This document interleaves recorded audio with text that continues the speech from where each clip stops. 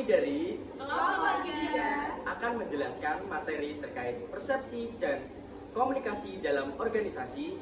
Yuk simak videonya. Let's go!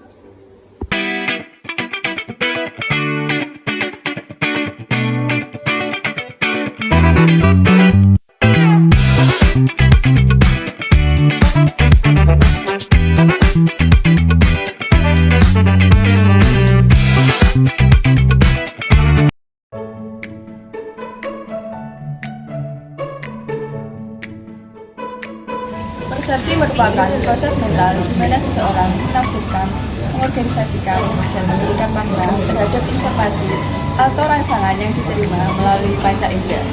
Persepsi melibatkan interaksi antara pengalaman, pengetahuan, konteks, dan rangsangan eksternal.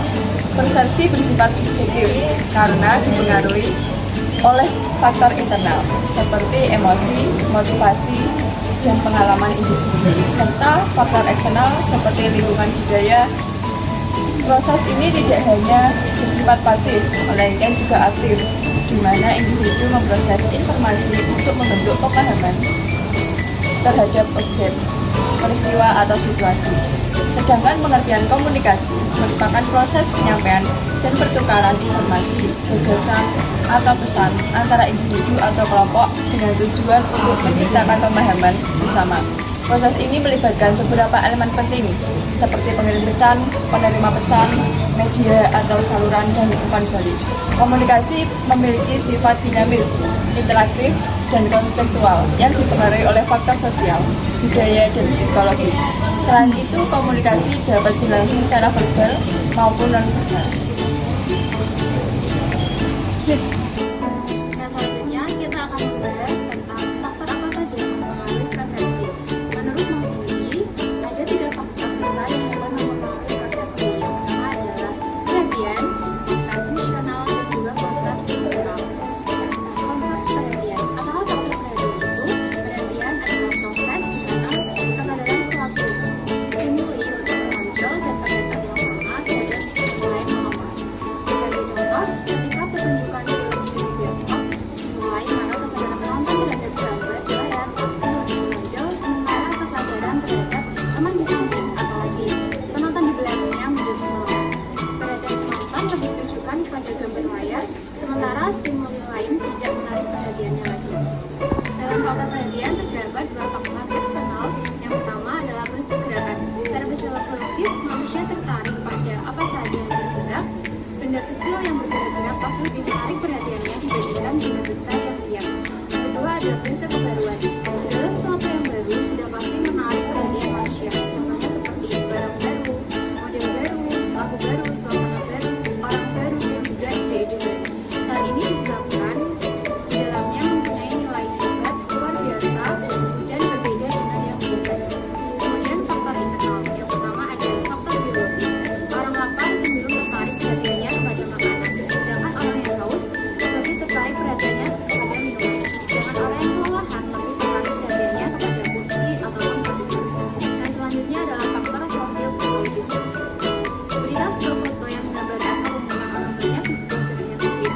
Kita dapat menanyakan pada orang yang kita berikan foto. Setiap orang tentunya akan melaporkan hal yang berbeda, tetapi seorang pun tidak dapat melaporkan berapa jumlah orang tersebut karena mereka tidak berada di situasi ketika foto tersebut dilakukan. Untuk selanjutnya yaitu faktor fungsional, berasal dari kebutuhan atau pengalaman masa lalu dan hal-hal yang termasuk apa yang kita sebut sebagai faktor personal. Yang menentukan persepsi bukan jenis atau bentuk stimuli, tetapi karakteristik orang yang memberikan respon pada stimuli itu.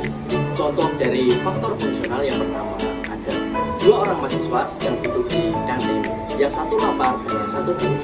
Yang pertama cenderung mempersiapkan isi etalase kantin sebagai nasi, daging, dan sebagainya, sedangkan yang satunya cenderung mempersiapkan spirit atau Coca-Cola. Untuk selanjutnya yaitu faktor struktural. Menurut teori Gestalt, bila seseorang mempersepsikan sesuatu, maka ia akan mempersepsikan dengan keseluruhan, jadi bukan bagian-bagiannya saja. Contoh, kita katakan saja kita melihat wajah cantik seseorang wanita, maka yang kita persepsi bukan hanya wajahnya saja, tetapi keseluruhan tubuh dari wanita tersebut. Karena wajah itu hanya bagian dari struktur tubuhnya. Jadi, struktur ini jika dipandang dengan orang yang berbeda, namun objeknya sama, maka persepsi orang itu berbeda-beda.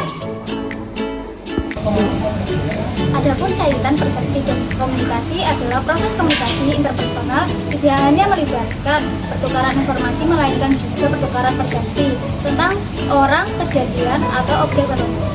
Persepsi dalam komunikasi interpersonal yang berbeda dapat berdampak pada cara kita memandang dan menampilkan diri di hadapan orang lain.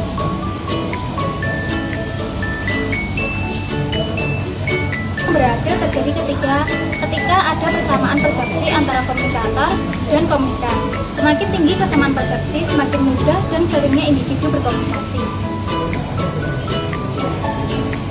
Persepsi merupakan salah satu faktor penting dalam komunikasi karena mempengaruhi pemahaman terhadap pesan. Persepsi yang tidak akurat dapat menghambat komunikasi yang efektif. Persepsi merupakan stimulus yang diindera oleh individu, kemudian diorganisasikan dan diinterpretasikan. Persepsi yang tidak akurat dapat menyebabkan komunikasi yang tidak efektif. Persepsi dalam komunikasi adalah upaya menyamakan persepsi. Amat sulit menyamakan persepsi karena setiap orang memiliki pengalaman yang berbeda-beda, sehingga persepsinya pun akan berbeda. Untuk itulah manusia berkomunikasi satu sama lain. Jika orang salah mempersepsikan lawan bicara, maka akan terjadi distorsi pesan, yaitu kesalahan dalam mengartikan pesan.